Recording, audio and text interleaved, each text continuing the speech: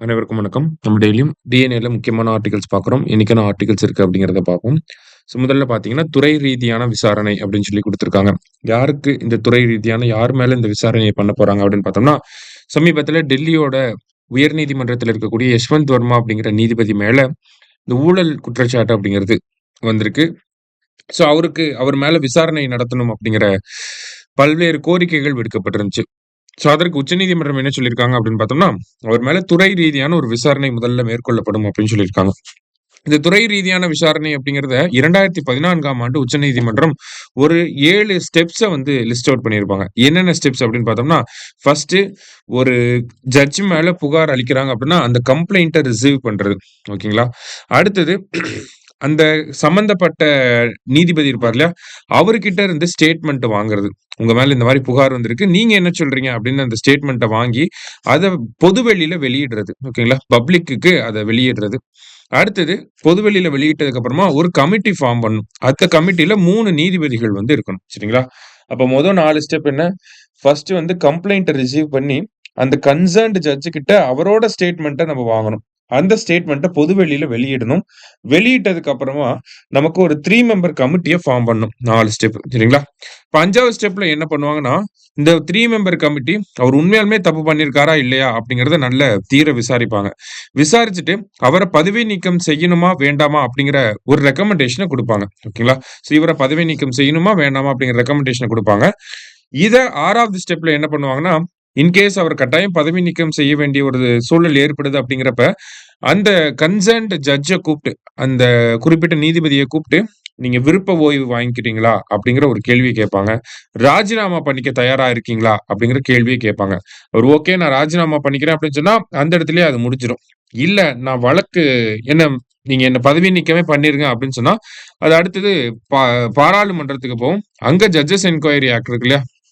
Judges enquiry act கீழ இவர் மேல ரிமூவல் ஆக்ஷன் அப்படிங்கிறது எடுக்கப்படும். சரிங்களா? ஜட்ஜஸ் என்குயரி ஆக்ட் 1968க்கு கீழ இவர் மேல ரிமூவல் ஆக்ஷன வந்து எடுப்பாங்க. ஓகேவா? இதுதான் அந்த 7 ஸ்டெப்ஸ். சரியா? அடுத்ததா பார்த்தீங்கன்னா, உலக நுகர்வு சந்தையில் 2ஆம் இடத்தை நெருங்கும் இந்தியா அப்படின்னு சொல்லி குடுத்திருக்காங்க. ஓகேவா? அதாவது குளோபல் கன்சியூமர் மார்க்கெட்ல இந்தியா வந்து ஒரு சீரான வளர்ச்சிய எடுத்துட்டு வருது அப்படிங்கிறத குடுத்திருக்காங்க. சரியா?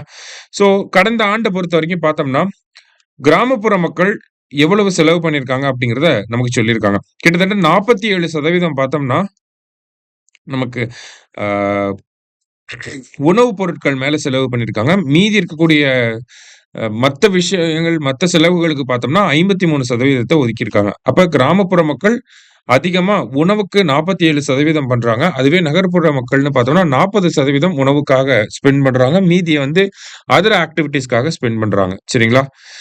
இந்தியாவ பொறுத்தவரைக்கும் பார்த்தோம்னா, இந்த நுகர்வு அப்படிங்கிறது தொடர்ந்து அதிகரிச்சுட்டே வருது அப்படிங்கிறத நம்ம சொல்றோம். கிட்டத்தட்ட சராசரியா பார்த்தோம்னா, ஒரு 7.2% வளர்ச்சி அப்படிங்கிறது இருக்கு.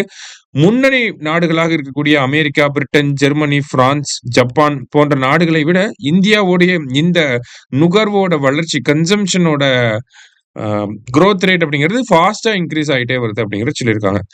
இது ஒரு புறம் இருக்க, இந்தியா பொருளாதாரத்தின் அடிப்படையில பார்க்கிறப்ப 5வது இடத்துல இருக்கும். ஓகேங்களா? நாட்டில் உலக அளவுல 5வது பெரிய பொருளாதார நாடு. அமெரிக்கா, சீனா, ஜப்பான், ஜெர்மனிக்கு அடுத்தது 5வது நம்ப தான். அதே மாரி பார்த்தோம்னா, இந்த கன்சியூமர் மார்க்கெட்ல, குளோபல் கன்சியூமர் மார்க்கெட்ல உலக நுகர்வோர் சந்தையில பார்த்தோம்னா, இந்தியா 4வது பெரிய நாடாக இருக்கு. கட்டாயம் இந்த ஒரு வளர்ச்சி விகிதத்த எடுத்துட்டு வந்தாங்க அப்படின்னா, 2030ஆம் ஆண்டுகள்ல பார்க்கிறப்ப, இந்தியா 2வது பெரிய நாடாக உருவாகும் அப்படிங்கிறத சொல்லியிருக்காங்க. இதற்கு காரணம் என்ன அப்படின்னு பார்த்தோம்னா, நமக்கு இந்த நடுத்தர வர்க்கத்தினுடைய எண்ணிக்கை வந்து அதிகமாறிக்கிட்டே போகுது அப்படிங்கிறத சொல்றாங்க. ஓகேங்களா? ஸோ, நமக்கு அதே மாரி பார்த்தோம்னா, இந்த மல்டி டைமென்ஷனல் பாவர்ட்டி அப்படிங்கிறத நம்ம கம்மி பண்ணிக்கிட்டே வரோம்.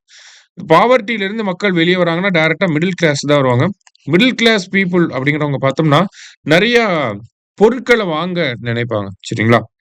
அதனால தான் இந்த ஒரு டேட்டாவ நமக்கு பிரசன்ட் பண்றாங்க.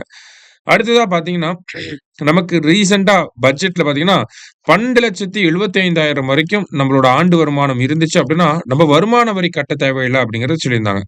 இதனால பல வேலைக்கு போறக்கூடிய நபர்களுக்கு பார்த்தீங்கன்னா, அவங்களோட சேலரில டாக்ஸேஷன் புடிக்கிறதுங்கிறது இனிமேல் நிப்பாட்டப்பட்டு, அதிகமா இன்னும் கொஞ்சம் ஒரு ரூ. 1000லிருந்து ரூ. 10,000 வரைக்கும் கூட அவங்களோட சேலரில கொஞ்சம் எக்ஸ்ட்ராவா காசு வர ஆரம்பிக்கும். இதனாலேயும் என்ன ஆகும் அப்படின்னு பார்த்தீங்கன்னா, நமக்கு இந்த கன்சம்ப்ஷன் அப்படிங்கிறது இன்கிரீஸ் ஆகும் அப்படிங்கிறத சொல்லியிருக்காங்க. அதே மாரி இன்னொரு ஃபேக்டர் என்னன்னா, இந்தியாவோட ஆவரேஜ் ஏஜ்.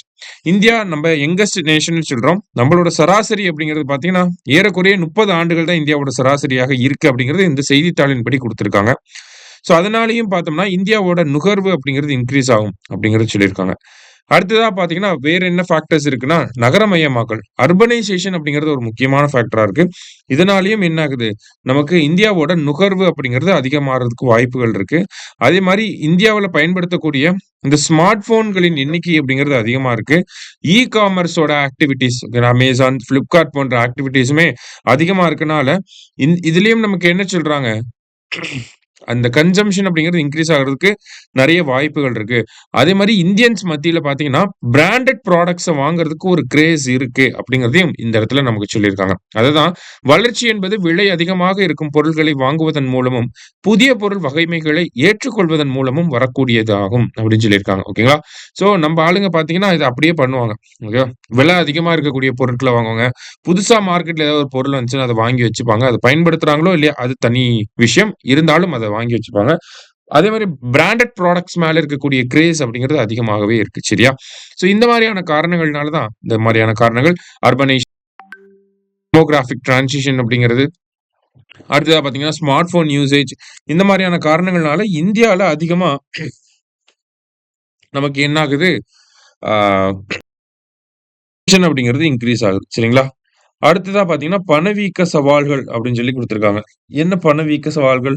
இந்தியாவோட கன்சம்ப்ஷனுக்கு இவ்வளோ பாசிட்டிவ் ஃபேக்டர்ஸ் இருந்தாலும், ஒரு சில நெகட்டிவ் ஃபேக்டர்ஸ் இருக்கு. என்ன பணவீக்கம்? இன்ஃப்ளேஷன் அப்படிங்கிறது ஒரு சவாலாக தான் இருக்கு. தொடர்ச்சியா நம்மளோட வளர்ச்சி விகிதங்களும் பார்த்தோம்னா, அ அந்த அளவுக்கு நம்பிக்கை அளிக்கக்கூடிய வகையில இல்ல. தொடர்ச்சியா ஒரு டிக்ரீஸ் அப்படிங்கிறது இருந்துட்டே இருக்கு. இன்ஃப்ளேஷன் அப்படிங்கிறது அதிகமாயிட்டே போகுது. அதனால ஒரு சுணுக்கம் ஏற்படலாம். இருந்தாலும் இந்தியாவோட வளர்ச்சிய தடுக்க முடியாது. கட்டாயம் இந்த ஒரு வேகத்துல போனாங்க அப்படின்னா, நுகர்வோர் மார்க்கெட்ல ஓகேங்களா, கன்சம்ப்ஷன் மார்க்கெட்ல இந்தியா 2ஆம் இடத்துக்கு வர்றதுக்கு வாய்ப்புகள் அதிகமாகவே இருக்கு அப்படிங்கிறத சொல்லியிருக்காங்க. சரியா? ஸோ நம்ப அகாடமில குரூப் 1க்கான லீடர்ஸ் டெஸ்ட் சீரிஸ் வந்து சக்சஸ்ஃபுல்லா போயிட்டு இருக்கு. சரிங்களா? ஸோ நீங்க உங்க ஃபிரெண்ட்ஸ் ஆர் உங்க கொலீக்ஸ் கிட்ட ஜாயின் பண்ணணும்னு நெனச்சீங்க அப்படின்னா, நம்ம லீடர்ஸ் டெஸ்ட் சீரிஸ சஜெஸ்ட் பண்ணுங்க. ஸோ ஆன்லைன்ல நமக்கு இந்த டெஸ்ட் பேட்ச் போயிட்டு தான் இருக்கு. சுரேஷ் பாடசாலை பிளாட்ஃபார்ம்ல உங்களுக்கு புக்ஸ், மெட்டீரியல்ஸ், கொஸ்டின் பேப்பர் எல்லாமே வந்து வீட்டுக்கே கொரியர் பண்ணிருவாங்க. கிளாஸஸ் எல்லாமே பாடசாலை ஆப்ல அப்லோட் ஆயிரும். ஸோ குரூப் 1 கிராக் பண்ணணும்னு நெனச்சீங்கன்னா, கட்டாயம் இந்த டெஸ்ட் பேட்ச்ச அப்ரோச் பண்ணுங்க. சரியா? நன்றி. சுரேஷ் IAS அகாடமி வெற்றியின் முகவரி.